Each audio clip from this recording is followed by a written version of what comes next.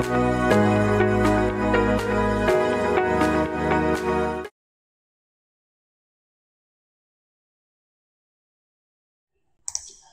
Evening my dear friends. ఈరోజు అంటే 2025 మే 29వ తేదీ యొక్క ప్రధానమైనటువంటి కరెంట్ అఫైర్స్ ఏంటి, దానికి అనుబంధంగా కరెంట్ రిలేటెడ్ ఇష్యూస్ ఏంటేంటి ఉన్నాయన్నది ఈరోజు చూద్దాం. ఈరోజు ప్రధానంగా ఒక ఇన్స్టిట్యూట్, అదేంటి అంటే జేఎంకే రీసెర్చ్ ఇన్స్టిట్యూట్. ఈ జేఎంకే రీసెర్చ్ సంస్థ అనేది ఒక రిపోర్ట్ రిలీజ్ చేసిందండి. ఆ రిపోర్ట్ ఏంటి అంటే భారతదేశం యొక్క రెన్యూబుల్ ఎనర్జీ రిసోర్సెస్, అంటే భారతదేశం యొక్క పునరుత్పాదక ఇంధనం, ఈ పునరుత్పాదక ఇంధన వనరులు అనేవి 2025 మార్చి నాటికి భారతదేశం యొక్క పునరుత్పాదక ఇంధన వనరుల మీద ఒక ప్రత్యేక రిపోర్ట్ అనేది జేఎంకే రీసెర్చ్ అనే సంస్థ రిలీజ్ చేయడం జరిగింది. ఇది ప్రధానమైనటువంటి రిపోర్ట్ కాబట్టి ఈ మధ్యకాలంలో భారతదేశంలో లేదా ప్రపంచవ్యాప్తంగా కూడా ఈ రెన్యూబుల్ రిసోర్సెస్ మీద చాలా ఎక్కువగా ప్రాధాన్యత ఇస్తున్న నేపథ్యంలో దీని మీద క్వశ్చన్స్ ఏ విధంగా వస్తాయో ఒకసారి చూద్దాం. దీని మీద క్వశ్చన్ ఏ విధంగా వస్తుందంటే, ఈ రిపోర్టు ప్రకారం 2025 మార్చి 31 నాటికి, ఈ రిపోర్టు 2025 మార్చి 31 నాటికి భారతదేశం యొక్క పునరుత్పాదక శక్తి మీద రిపోర్ట్ రిలీజ్ చేసిందనమాట. దాని మీద క్వశ్చన్ ఎలా వస్తుందంటే, 2025 మార్చి 31 నాటికి భారతదేశ పునరుత్పాదక శక్తి స్థాపిత సామర్థ్యం ఎంతగా నమోదైంది? స్థాపిత సామర్థ్యం అంటే ఇన్స్టాల్డ్ కెపాసిటీ అంటారు ఇంగ్లీష్లో. ఇన్స్టాల్డ్ కెపాసిటీ లేదా స్థాపిత సామర్థ్యం. దీనికి ఆప్షన్స్ గా 210.5 గిగావాట్సా, 220 గిగావాట్సా, 200 గిగావాట్సా, 215 గిగావాట్సా అని ఆప్షన్స్ ఇచ్చే అవకాశం ఉంది. దానికి ఆన్సర్ ఎంత అంటే 220 గిగావాట్స్. నిజానికి ఏంటంటే ఈ జేఎంకే రీసెర్చ్ సంస్థ అనేది ఏం తెలియజేసిందంటే 2025 మార్చి 31 నాటికి భారతదేశం అనేది పునరుత్పాదక శక్తిని, అంటే installed capacity, the renewable energy resources of the India యొక్క రెన్యూబుల్ ఎనర్జీ రిసోర్సెస్ అనేవి ఎంత స్థాపిత సామర్థ్యాన్ని కలిగి ఉన్నాయి అంటే 220 గిగావాట్స్ కలిగి ఉన్నాయని ఈ రోజు తన నివేదికలో తెలియజేసింది అనమాట. ఆ క్వశ్చన్ అనేది ఈ విధంగా ఇచ్చే అవకాశం మనకు ఉంటుంది. అంతేకాకుండా దీని మీదే మరో క్వశ్చన్ కూడా వచ్చే అవకాశం ఉంది. అది ఎలా అంటే, ఈ జేఎంకే రీసెర్చ్ ప్రకారం ఈ మొత్తం ఉత్పత్తి అవుతున్నటువంటి, ఇప్పుడు మనం ఆల్రెడీ చెప్పుకున్నటువంటి 220 గిగావాట్స్ లోని కూడా అత్యధికం సోలార్ పవర్ నుంచే, అంటే మన సౌరశక్తి నుంచే ఉత్పత్తి అవుతోందని ఈ జేఎంకే రీసెర్చ్ అనే సంస్థ తెలియజేసింది. అయితే సౌరశక్తి నుంచి ఎంత ఇంధన సామర్థ్యం, అంటే పునరుత్పాదక ఇంధనంలో ఎంత శాతం సోలార్ శక్తి నుంచి ఉత్పత్తి అవుతోందని ఈ జేఎంకే సంస్థ తెలియజేసింది అని క్వశ్చన్ వచ్చే అవకాశం ఉందన్నమాట. దానికి ఏంటంటే ఆన్సర్ ఏంటంటే, దాని ఆప్షన్స్ ఏ విధంగా ఇచ్చే అవకాశం ఉందంటే మీకు ఆల్రెడీ నేను ఇచ్చాను చూడండి. 30%, 22%, 48%, 50% అని క్వశ్చన్స్ ఆ విధంగా వచ్చే అవకాశం ఉందన్నమాట. ఈ జేఎంకే రీసెర్చ్ సంస్థ ఏం తెలియజేసింది అంటే, మొత్తం మన భారతదేశం ఉత్పత్తి చేస్తున్నటువంటి టోటల్ పునరుత్పాదక శక్తి 220 గిగావాట్స్ లో 220 గిగావాట్స్ మొత్తం పునరుత్పాదక శక్తిలో సోలార్ పవర్ మాత్రమే 48%, 48% అని ప్రకటించడం జరిగిందన్నమాట. ఎంతండి? 48%. ఇదంతా ఎప్పటికీ 2025 మార్చి 31 నాటికి 220 గిగావాట్స్ భారతదేశం పునరుత్పాదక శక్తిని ఉత్పత్తి చేస్తుందని, దానిలో సోలార్ పవర్ ఒక్కటే, ఓన్లీ సోలార్ పవరే 40% ఉందని, 40%. సోలార్ పవర్ ఒక్కటే 40% ఉందని తెలియజేయడం జరిగింది. అంతేకాకుండా విండ్ పవర్, అంటే పవన శక్తి అనేది 22% ఉందని, మిగిలినవన్నీ కలిపి 30% ఉన్నాయని ఈ జేఎంకే రీసెర్చ్ అనేటువంటి సంస్థ ఈ రోజు ప్రకటించడం జరిగిందనమాట. ఇది దీని మీద వచ్చేటటువంటి ప్రధానమైనటువంటి క్వశ్చన్స్. అలాగే దీని మీద వచ్చే క్వశ్చన్స్ లో మరొకటి కూడా చూడండి. ఇప్పుడు మనం చెప్పుకున్నదే, భారత పునరుత్పాదక శక్తి సామర్థ్యంలో పవన శక్తి శాతం ఎంతగా ఉంది అంటే అది 20%, 25%, 30%, 22% అనే దగ్గరగా ఉన్నటువంటి సంబంధాలే క్వశ్చన్స్ వచ్చే అవకాశం ఉందన్నమాట. ఆ విధంగా ఉన్నటువంటి వాటిలో భారత పునరుత్పాదక శక్తి వనరుల్లో, శక్తి సామర్థ్యంలో విండ్ పవర్ ద్వారా మాత్రమే 22%, 22% శక్తి అనేది ఉత్పత్తి అయ్యే అవకాశం ఉంది అని ఈ రీసెర్చ్ తెలియజేసింది అనమాట. అంతేకాకుండా ఈ రీసెర్చ్ లో తెలియజేసిన దాని ప్రకారం ఈ జేఎంకే రీసెర్చ్ అనే నివేదిక అనేది ఏ రంగానికి సంబంధించింది అని అడిగే క్వశ్చన్ అవకాశం ఉందన్నమాట. అంటే ఈ జేఎంకే రీసెర్చ్ నివేదిక ఈ మధ్య రిలీజ్ అయింది. ఆ జేఎంకే రీసెర్చ్ దేని మీద పరిశోధన చేసింది? ఇది బొగ్గు, కోల్, సారీ ఇది కోయిలా కాదు, కోల్ అన్నమాట. కోల్ అంటే బొగ్గు, కోల్ రంగము లేదా బొగ్గు రంగం అన్నమాట. కోల్ బొగ్గు రంగము, బొగ్గు రంగం ఉత్పత్తి అంటే బొగ్గు ఉత్పత్తి గురించా, అణుశక్తి గురించా, పునరుత్పాదక శక్తి స్థాపిత సామర్థ్యం గురించా, విద్యుత్ వినియోగం గురించా అని ఈ జేఎంకే రీసెర్చ్ నివేదిక మీద కూడా క్వశ్చన్ వచ్చే అవకాశం ఉందన్నమాట. ఇక్కడ ఆన్సర్ ఏంటి అంటే రీయూనబుల్ రిసోర్సెస్ అంటే ఈ పునరుత్పాదక శక్తి స్థాపిత సామర్థ్యం అన్నమాట. ఈ పునరుత్పాదక శక్తి స్థాపిత సామర్థ్యం మీదే జేఎంకే రీసెర్చ్ అనేది ఈ రోజుకి నివేదికని తెలియజేయడం జరిగిందనమాట. నెక్స్ట్ మరొకటి ఏంటి అంటే అసలు భారతదేశంలో 2030 నాటికి ఎన్ని గిగావాట్ల పునరుత్పాదక శక్తి సామర్థ్యాన్ని లక్ష్యంగా పెట్టుకుంది మన భారతదేశం అని వచ్చే అవకాశం ఉంది. అంటే లక్ష్యం అన్నమాట. మన భారతదేశం ప్రస్తుతం 2025 మార్చి నాటికి 220 గిగావాట్లు పునరుత్పాదక శక్తి ఉత్పత్తి చేస్తోంది. ఓకే, అంతవరకు ఓకే. కానీ భారతదేశం యొక్క లక్ష్యం ఏంటి? భారతదేశానికి ప్రధానంగా ఒక ప్రధాన లక్ష్యం ఉంది. 2030 నాటికి 500 గిగావాట్స్ ఉత్పత్తి చేయాలని లక్ష్యంగా పెట్టుకోవడం జరిగిందనమాట. భారతదేశం అనేది భారత ప్రభుత్వం 2030 నాటికి 500 గిగావాట్ల పునరుత్పాదక శక్తిని ఉత్పత్తి చేయాలని లక్ష్యంగా పెట్టుకోవడం జరిగింది. ఇది మనం గుర్తుంచుకోవాల్సినటువంటి అత్యంత ప్రధానమైనటువంటి విషయం. ఎంతండి? 500 గిగావాట్లు. ఇంకో ప్రధాన విషయం ఏంటంటే భారతదేశం నెట్ జీరో స్థాయికి ఎప్పటికల్లా చేరాలని భారతదేశం లక్ష్యంగా పెట్టుకుంది. అంటే 2070 నాటికి. ఓకే, 2070 నాటికి నెట్ జీరో స్థాయికి చేరాలని భారతదేశం లక్ష్యంగా పెట్టుకోవడం జరిగింది. ఇందుకు నెట్ జీరో అంటే అర్థం ఏంటి? ఫర్ ఎగ్జాంపుల్ ఏదైనా ఒక దేశంలో అనేకమైనటువంటి పరిశ్రమలు ఉంటాయి. ఈ పరిశ్రమలన్నీ కలిపి కార్బన్ డైఆక్సైడ్ ఉత్పత్తి చేస్తూ ఉంటాయి. అంటే ఒక దేశంలో ఉత్పత్తి అవుతున్నటువంటి మొత్తం కార్బన్ డైఆక్సైడ్ అనేది పరిమాణం ఉంది. ఇంత పరిమాణాన్ని మనకి ఒక ఫారెస్ట్లు అభివృద్ధిపరిచి అంటే అడవులు అభివృద్ధిపరిచి ఆ అడవులు పరిశ్రమలు ఎంతైతే ఒక సంవత్సర కాలంలో కార్బన్ డైఆక్సైడ్ ఉత్పత్తి చేస్తున్నాయో అంత కార్బన్ డైఆక్సైడ్ ని శోషించుకునేటటువంటి అడవుల్ని ఉత్పత్తి చేయడం. ఆ విధంగా ఒక భారతదేశమే ఎగ్జాంపుల్ గా తీసుకుంటే భారతదేశం ఉత్పత్తి చేస్తున్నటువంటి కార్బన్ డైఆక్సైడ్ పరిమాణంతో భారతదేశంలో ఉన్న అడవులు శోషించుకునే కార్బన్ డైఆక్సైడ్ సమానంగా ఉంటుంది. అలా ఉండడాన్ని నెట్ జీరో అంటారనమాట. నెట్ జీరో అంటే ఉద్గారాలు జీరో అన్నమాట. ఉత్పత్తి చేస్తున్నది కార్బన్ డైఆక్సైడ్ ఎంతో, అడవులు శోషించుకున్నది అంతే ఉంది. ఆ విధంగా నెట్ జీరో స్థాయికి ఎప్పటికల్లా రావాలని భారతదేశం లక్ష్యంగా పెట్టుకుంది. అంటే 2070 నాటికి నెట్ జీరో స్థాయికి రావాలని భారతదేశం లక్ష్యంగా పెట్టుకోవడం జరిగింది.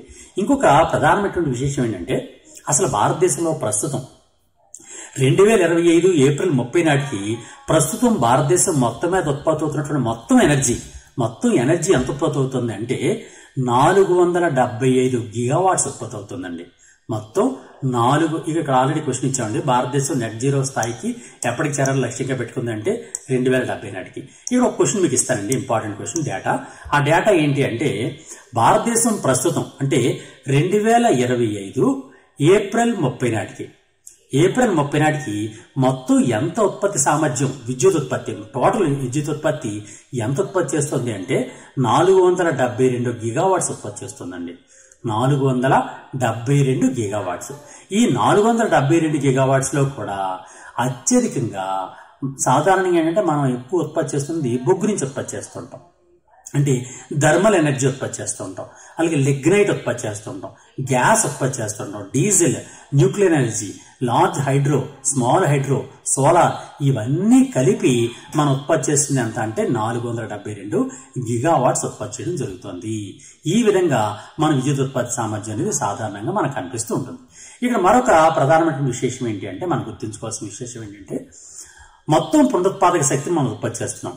ఈ పునరుత్పాదక శక్తిలో మన సోలార్ పవర్ ఎంత ఉంది ఇవన్నీ కూడా మన డేటా అనేది కంప్లీట్ డేటాని మీకు పీడిఎఫ్ రూపంలో నేను అందిస్తాను. ఇక్కడ ఎక్కువ అవుతుందని కాబట్టి ఇక్కడ ఆపేస్తున్నాను. నెక్స్ట్ మరొకటి ఏంటంటే ఈ రోజు మిలన్ 2026 అనే నావికాదళ విన్యాసాల మీద మన ఇండియన్ నేవీ ఒక ప్రకటన రిలీజ్ చేసింది. మిలన్ 2026 మీద భారత నేవీ ఒక ప్రకటన చేసింది. అతి త్వరలో మిలన్ 2026 నిర్వహిస్తాం. ఇప్పుడు 2026 2026 సంవత్సరంలో మొదటి భాగంలోనే సాధారణంగా ఈ మిలన్ నిర్వహిస్తామని ప్రకటించింది. అయితే దీని మీద క్వశ్చన్స్ ఏ విధంగా వచ్చే అవకాశం ఉంది అంటే మిలన్ అంతర్జాతీయ నావికాదళ విన్యాసాలు ఎక్కడ నిర్వహించబడతాయి? ఎక్కడ నిర్వహించబడతాయి అంటే విశాఖపట్నంలో నిర్వహించబడతాయి. అందుకని మనకి ఇంపార్టెంట్ అనమాట. మన తెలుగు రాష్ట్రంలో ఉన్నటువంటి ప్రధానమైనటువంటి పోర్ట్ అయినటువంటి విశాఖపట్నంలో మిలన్ అంతర్జాతీయ నావికాదళ విన్యాసాలు నిర్వహించబడతాయి. కాబట్టి తప్పనిసరిగా మనం గుర్తుంచుకోవాలి. ఈ క్వశ్చన్ కంపల్సరీగా వస్తుంది అనమాట. అంతేకాకుండా ఈ మిలన్ విన్యాసాలు ఎక్కడ నిర్వహించబడతాయి? ఆల్రెడీ మనం చెప్పుకున్నాం, విశాఖపట్నం. నెక్స్ట్ దీని మీద మరో క్వశ్చన్ ఏంటి అంటే, మిలన్ విన్యాసాలు సాధారణంగా మిలన్ నావికా విన్యాసాలు అనేవి ఎంత కాలానికి ఒకసారి నిర్వహించబడతాయి? సాధారణంగా కొన్ని మిలిటరీ విన్యాసాలు ప్రతి సంవత్సరం నిర్వహించబడుతుంటాయి. కొన్ని 5 years ఒకసారి నిర్వహించబడతాయి. కొన్ని ఒక టర్మ్ వైజ్ గా నిర్వహించబడతారు. అయితే ఈ మిలన్ విన్యాసాలు అనేవి ఎన్ని సంవత్సరాలకు ఒకసారి నిర్వహించబడతాయి అనేటటువంటి క్వశ్చన్ మాత్రం తప్పనిసరిగా చాలా ఇంపార్టెంట్ అనమాట. ఆ క్వశ్చన్ ఏంటి? ఆప్షన్స్ చూడండి ఒకసారి. ఆప్షన్స్ మనం ఇచ్చింది ఏంటి అంటే, ఆప్షన్స్ ఇచ్చింది ప్రతి సంవత్సరం నిర్వహించబడతాయా, 3 సంవత్సరాలకు ఒకసారి నిర్వహించబడుతుంటాయా, 2 సంవత్సరాలకు ఒకసారి నిర్వహించబడతాయా, 5 సంవత్సరాలకు ఒకసారి నిర్వహించబడతాయా? ఇది ప్రతి 2 సంవత్సరాలకు ఒకసారి, అంటే ప్రతి 2 సంవత్సరాలకు ఒకసారి నిర్వహించబడుతూ ఉంటుంది అనమాట. 2024లో ఆల్రెడీ నిర్వహించబడింది. ఇప్పుడు 2026లో ఇది నిర్వహించబడుతూ ఉంటుంది అనమాట. ఓకే, ఆ విధంగా మనం గుర్తుంచుకోవాల్సినటువంటి ప్రధానమైనటువంటి విషయం ఏంటి అంటే, దీనిలో మనం తప్పనిసరిగా గుర్తుంచుకోవాల్సిన అంశం ఏంటి అంటే, మిలన్ నావికా విన్యాసాలు అనేవి ఎన్ని సంవత్సరాలకు ఒకసారి నిర్వహించబడుతూ ఉంటాయి? మిలన్ నావికా విన్యాసాలు అనేవి సాధారణంగా 2 సంవత్సరాలకు ఒకసారి నిర్వహించబడుతూ ఉంటాయి. అది మనం గుర్తుంచుకోవాల్సినటువంటి ప్రధానమైనటువంటి పాయింట్స్ అనమాట. నెక్స్ట్ ఇంకొక ప్రధాన క్వశ్చన్ చూస్తే, ఈ మిలన్ నావికా విన్యాసాలు అనేవి అసలు మొట్టమొదటి ఎప్పుడు ప్రారంభమయ్యాయి? ఏ సంవత్సరంలో ప్రారంభమవడం జరిగింది? మిలన్ నావికా విన్యాసాలు అనేవి 1995 సంవత్సరంలో ప్రారంభమయ్యాయి. మొట్టమొదటి మిలన్ నావికా విన్యాసాలు అనేవి 1995లో నిర్వహించబడడం ప్రారంభమైందనమాట. 95 నుంచి కూడా ప్రతి సంవత్సరం కూడా ఇవి అంతర్జాతీయంగా ప్రతిష్టాత్మకమైనటువంటి ప్రపంచంలో ఉన్నటువంటి ఇంచుమించుగా 42 దేశాలతో, మొత్తం ప్రపంచవ్యాప్తంగా ఉన్నటువంటి 42 దేశాలతో ఇప్పటిదాకా మనం నిర్వహించుకోవడం జరిగిందనమాట. మొత్తం ఇది ఒక లార్జెస్ట్ ఎడిషన్ అనమాట. సాధారణంగా ఏంటంటే ఇది ఎక్కువగా మన విశాఖపట్నంలో జరుగుతుంటుంది. దీనిలో ఏంటంటే harbour phase and sea phase ఉంటాయి. హార్బర్ ఫేజ్ విశాఖపట్నంలో జరుగుతుంటుంది. సీ ఫేజ్ ఒక్కొక్కసారి విశాఖపట్నంలో జరుగుతుంటుంది, ఒక్కొక్కసారి అండమాన్ నికోబార్ దీవుల్లో జరుగుతుంటుంది అనమాట. ఏదైనా కానీ ఒక ప్రతిష్టాత్మకమైనటువంటి నావికా విన్యాసం, భారతదేశం యొక్క ప్రతిష్టాత్మకమైనటువంటి నావికా విన్యాసం ఏది అని అంటే మిలన్ నావికా విన్యాసం అంట. ఈ మిలన్ నావికా విన్యాసం అనేది అతి త్వరలో విశాఖపట్నంలో నిర్వహించబడుతూ ఉంటుంది. ఇది మనం గుర్తుంచుకోవాల్సినటువంటి ప్రధానమైనటువంటి పాయింట్ అనమాట. ఓకే, నిజానికి ఏంటంటే లాస్ట్ టైం మన 12వ మిలిటరీ విన్యాసాలు మిలన్ విన్యాసాలు అనేవి విశాఖపట్నంలోనే 2024 ఫిబ్రవరి 19 నుంచి 27 వరకు నిర్వహించబడ్డాయి. ఇప్పుడు 26లో ఇంకా డేట్స్ ఇవ్వలేదు, కానీ అది కూడా 24 ఫిబ్రవరిలోనే ఇంచుమించుగా జరుగుతాయి అనమాట. ఈ 24లో జరిగినటువంటి లాస్ట్ టైం జరిగినటువంటి 24లో జరిగినటువంటి విన్యాసాల్లో 50 దేశాలు పాల్గొన్నాయండి. మన దేశంతో పాటు 50 దేశాలు తమ యొక్క నేవీని మన భారతదేశానికి పంపించి ఈ మిలిటరీ విన్యాసాలు పాల్గొనడం జరిగింది.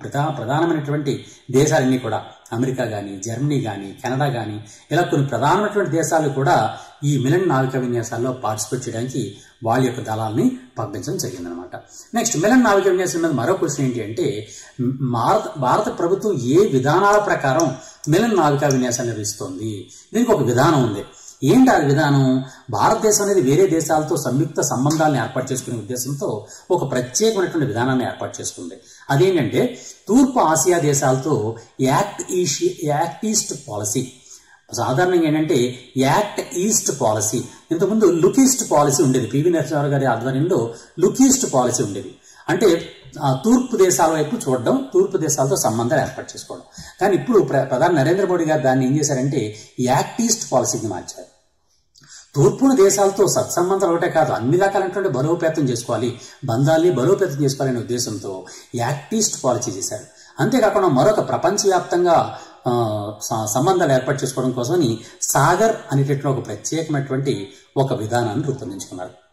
అందువలన ఈ క్వశ్చన్ భారత ప్రభుత్వం ఏ విధానం ప్రకారం మిలన్ నావికా విన్యాసాన్ని విస్తరిస్తోంది అని అంటే, నేషనల్ మ్యారిటైమ్ పాలసీయా, లుక్ వెస్ట్ పాలసీయా, నేషనల్ డిఫెన్స్ పాలసీయా, act east policy and SAGAR అంటే act east policy and SAGAR అనే కార్యక్రమంలో భాగంగా ఈ మిలన్ నావికా విన్యాసాలు నిర్వహిస్తూ ఉంటుంది. ఇందుకే సాగర్ అంటే ఏంటి? మన భారతదేశం ప్రపంచ దేశాలతో సత్సంబంధం ఏర్పాటు చేసుకోవడం కోసమని సాగర్ అనే విధానం అవలంబిస్తోంది అని చెప్పుకున్నాం. ఈ సాగర్కి అబ్రివేషన్ ఏంటి అని అడుగుతారనమాట. SAGAR sea and growth around region, security and growth for all in the region, safe and green Asian region, strength and growth for all region అనే క్వశ్చన్ వస్తుంది. అంటే ఇంచుమించుగా దగ్గరి సంబంధాలే, సాగర్కి దగ్గరగా ఉన్నటువంటి అబ్రివేషన్సే మనకు వచ్చే అవకాశం ఉందన్నమాట. అందువలన మనం చాలా జాగ్రత్త గుర్తుంచుకోవాలి. సాగర్ యొక్క పూర్తి పేరు ఏంటి అంటే security and growth for all in the region. Security and growth for all in the region. ఈ ఏషియా పసిఫిక్ రీజియన్ లో ఉన్నటువంటి అన్ని దేశాల యొక్క భద్రత మరియు అభివృద్ధి అనేటువంటి సాధించాలి. కేవలం భారతదేశం అభివృద్ధి పడడమే కాకుండా భారతదేశంతో పాటు ఆసియా పసిఫిక్ లో ఉన్నటువంటి అన్ని దేశాలు కూడా అభివృద్ధి సాధించడానికి భారతదేశం తన వంతు సహకారం అందించాలి అనే ఉద్దేశంతో ఈ security and growth for all in the region అనే దాన్ని సాగర్ అనేటటువంటి ఒక విధానంగా భారత ప్రభుత్వం అనేది నిర్వహిస్తోందన్నమాట. ఇది దీనికి సంబంధించిన ప్రధాన విషయం. మరొక విషయం ఏంటంటే అసలు మిలన్ నావిక విన్యాసాన్ని ఏ శాఖ నిర్వహిస్తోంది? ఆర్మీ నిర్వహిస్తోందా, ఎయిర్ ఫోర్స్ నిర్వహిస్తోందా, లేకపోతే నౌకాదళం మన భారత నేవీ నిర్వహిస్తోందా, డిఆర్డిఓ నిర్వహిస్తోందా అని కూడా క్వశ్చన్ ఇచ్చే అవకాశం ఉంది. మిలన్ విన్యాసాలు అంటాడు అంతే. నావికా విన్యాసాలు అంటే మనకు తెలిసిపోద్ది, కానీ మిలన్ విన్యాసాలు మాత్రం అడుగుతాడు. మిలన్ విన్యాసాలు అంటే ఇవి వాయుసేన నిర్వహిస్తోందా, నౌకాదళం నిర్వహిస్తోందా, భారత సైన్యం నిర్వహిస్తోందా, డిఆర్డిఓ నిర్వహిస్తోందా అనేటువంటి అలా అడిగినప్పుడు మనకు డౌట్ వస్తూ ఉంటుందన్నమాట. మిలన్ విన్యాసాలు అనేవి సాధారణంగా నావికా విన్యాసాలు అనమాట. అంటే భారత నౌకాదళమే దాన్ని నిర్వహిస్తూ ఉంటుందన్నమాట. ఇది మిలన్ విన్యాసాల గురించి భవిష్యత్తులో వచ్చేటువంటి క్వశ్చన్స్. నెక్స్ట్ మరో క్వశ్చన్ చూద్దాం. అదేంటంటే భారతదేశంలో మొట్టమొదటిసారిగా జన్యు సవరణ గొర్రె అంటే జీన్ మోడిఫైడ్ గొర్రె అనమాట, షీప్ అనమాట. సాధారణంగా మనకు తెలుసుకోండి ఇయాన్ విల్మెట్ అనేటువంటి శాస్త్రవేత్త పేరు విని ఉంటారు మీరు. మొట్టమొదటిసారిగా జన్యు పరివర్తిత గొర్రెను తయారు చేసినటువంటి మనిషి ఎవరు అంటే, ఒక సైంటిస్ట్ ఎవరు అంటే ఇయాన్ విల్మెట్. ఆయన పేరు ఇయాన్ విల్మెట్. ఇయాన్ విల్మెట్ అనేటటువంటి ఒక ఆయన ఏం చేశాడంటే కృత్రిమైనటువంటి గొర్రెను ఉత్పత్తి చేశాడు. దానికి డాలీ అని పేరు పెట్టాడు. మీరు చాలాసార్లు వినే ఉంటారు డాలీ అనే గొర్రె.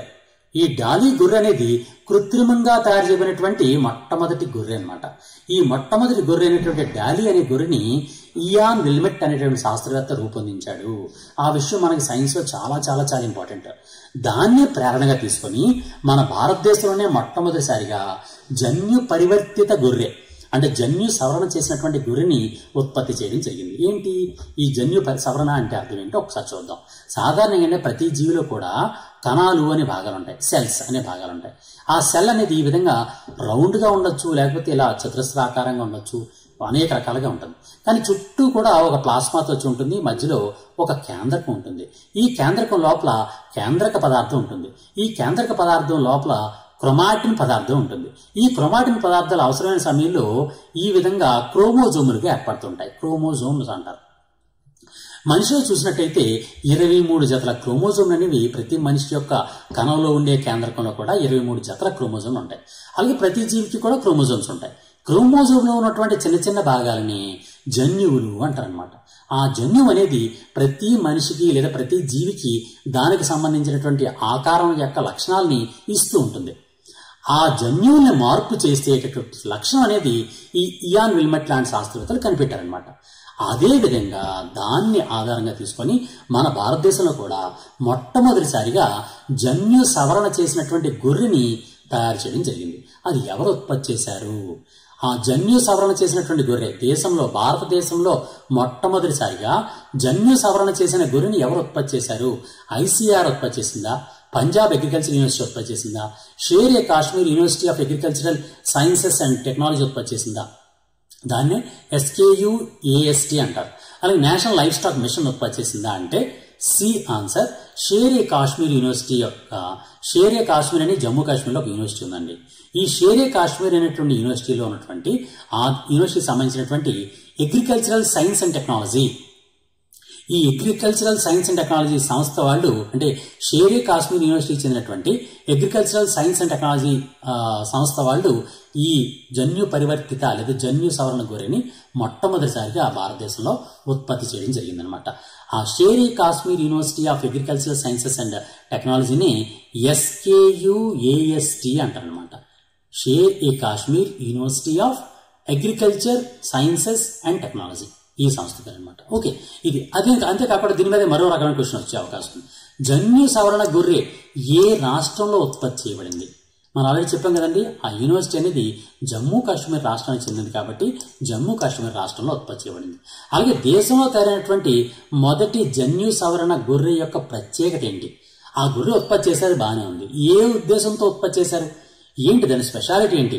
అధిక పాలు ఇచ్చే గొర్రె, అధికగా ఉన్నటువంటి అధిక అంటే దాని జూలు ఉంటుంది కదంటే, అంటే ఉన్ని అంటారు, ఆ ఉన్ని ఇచ్చే గొర్రె, లేదా అధిక మాంసాన్ని ఇచ్చే గొర్రె, లేదా కలర్ మార్చేటటువంటి గొర్రె, ఇలా క్వశ్చన్ ఇచ్చే అవకాశం ఉందన్నమాట. ఇక్కడ చూడండి, ఇక్కడ మనకి ఇక్కడ మిస్టేక్ పడింది. ఏంటంటే అధిక ఊలునిచ్చే గొర్రె అనమాట. ఊలు సాధారణంగా గొర్రెల్ని ఊలు కోసం కూడా పెంచుతూ ఉంటారు.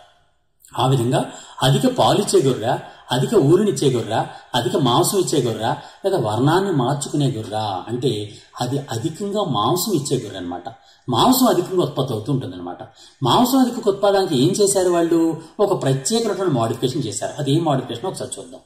దాని ముందుగా ఏంటంటే, ఈ జన్యు సవరించినటువంటి గొర్రె అనేది సాధారణ గొర్రెతో పోలిస్తే ఎంత శాతం అధికంగా మాంసం ఉత్పత్తి చేస్తుంది అని ఈ రోజు ఆ శాస్త్రాలు ప్రకటించారంటే 10%, 20%, 30%, 50% అంటే 30% ఎక్కువగా మాంసం ఉత్పత్తి చేస్తారట.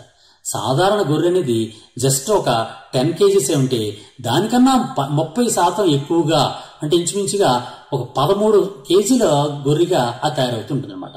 సాధారణ గొర్రె 10 kgలే ఉంటే ఇది 13 kgలు అయ్యే అవకాశం ఉంది. ఆ విధంగా అత్యధికమైనటువంటి బరువు ఉండి ఎక్కువగా మాంసం ఇస్తుంది కాబట్టి అది ఎక్కువగా లాభాలు ఇచ్చే అవకాశం ఉంటుంది. ఆ విధంగా ఈ గొర్రె 30% అధికంగా మాంసాన్ని ఇచ్చే కెపాసిటీని కలిగి ఉంటుంది అని చెప్పారు. ఇక్కడ మరో క్వశ్చన్ చూడండి. ఇప్పుడు జన్యు గురించి చెప్పాం. ఈ గొర్రె అనే దానిలో మాంసాన్ని ఉత్పత్తి చేయడం కోసం మాంసం అధికంగా ఉత్పత్తి అవుతుంది అన్నాం. ఆ మాంసాన్ని అధికంగా ఉత్పత్తి చేయడం కోసం ఏ విధమైనటువంటి జన్యువును సవరణ చేశారు? ఏ సవరణ చేయడం జరిగింది? ఆ క్వశ్చన్ వచ్చింది చూడండి. ఆ క్వశ్చన్ ఎలా అడుగుతాడంటే, ఇటీవల భారతదేశంలో గొర్రె జన్యు సవరణలో, అంటే ఆ గొర్రెని జన్యు సవరణలో ఏ జన్యువు మీద దాన్ని మార్పు చేశారు? లాక్టోజ్ జన్యువు మీద మార్పు చేశారా? మయోస్టాటిన్ జన్యువు మార్చారా? కార్టిలేజ్ జన్యువును మార్చారా? యాక్టిన్ జన్యువును మార్చారా అని అడుగుతాడు. ఆ జన్యు ఏది? ఏ జన్యును మార్చారు అంటే మయోస్టాటిన్ జన్యును మార్చారు. మయోస్టాటిన్ అనే జన్యుని మార్చడం జరిగింది. ఇందుకే మయోస్టాటిన్ జన్యు ఏం పనిచేస్తూ ఉంటుంది? ఇప్పుడు చూడండి, మనం ఆల్రెడీ చెప్పుకున్నాం. ఈ జమ్మూ కాశ్మీర్లో ఉన్నటువంటి యూనివర్సిటీ వాళ్ళు ఒక గొర్రెని కనిపెట్టారు. ఆ గొర్రె లోపల ఒక మయోస్టాటిన్ జన్యుని మార్చారు అన్నాం. ఇంకా మయోస్టాటిన్ జన్యువు ఏం పనిచేస్తుంది అనే క్వశ్చన్ కూడా వచ్చే అవకాశం ఉంది. మయోస్టాటిన్ జన్యువు ఎలాంటి క్రియలో పాల్గొంటుంది? రక్తం తయారు చేస్తుందా? రక్తాన్ని శుద్ధి చేస్తుందా? కండరాలని అభివృద్ధిపరిచి నియంత్రణ చేస్తుందా? జీవన వ్యవస్థ పనితీరును మెరుగుపరుస్తుందా అంటాడు. అది ఏం చేస్తుందంటే మయోస్టాటిన్ జన్యు అనేది కండరాల యొక్క అభివృద్ధిని నియంత్రిస్తూ ఉంటుంది అనమాట. కండరాలు అంటే మజిల్స్ అనే వాటిని అభివృద్ధి పరిలో చేస్తూ ఉంటుంది అనమాట. ఆ విధంగా అభివృద్ధి పడడం కోసం చేసి అది ఎక్కువగా అత్యధికంగా మాంసాన్ని ఉత్పత్తి విధంగా, అంటే కండరాల అభివృద్ధి అత్యధికంగా జరిగే విధంగా చేస్తూ ఉంటుంది.